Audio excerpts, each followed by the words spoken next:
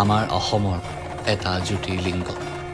বিশ্বাস অনুসৰি ৰাৱণৰ ভায়েক কুম্ভকৰ্ণৰ পাতাল লোকৰ ৰজাৰ জীয়েক কৰ্কটীৰ লগত প্ৰেম হয়। বিয়াৰ পাছত কুম্ভকৰ্ণ যেতিয়া যুদ্ধলৈ বুলি ৰাওনা হয়, তেতিয়া কৰ্কটীয়ে এটা পুত্ৰ সন্তানৰ জন্ম দিয়ে, যাৰ নাম হৈছে ভীমাসুৰ। পাছলৈ ভীমাসুৰে ভগৱান ব্ৰহ্মাৰ পৰা বৰ লৈ উপদ্ৰৱ কৰিবলৈ ধৰে। এবাৰ তেওঁ ৰজা কামৰূপেশ্বৰ আৰু ৰাণী দক্ষিণা দেৱীক বন্দী কৰে। ভীমাসুৰে বাধা দিয়া সত্ত্বেও বন্দীত্বৰ অৱস্থাতো তেওঁলোকে মহাদেৱক পূজা কৰাত ভীমাসুৰে মহাদেৱক তেওঁলোকক আবাহন কৰিবলৈ কয়।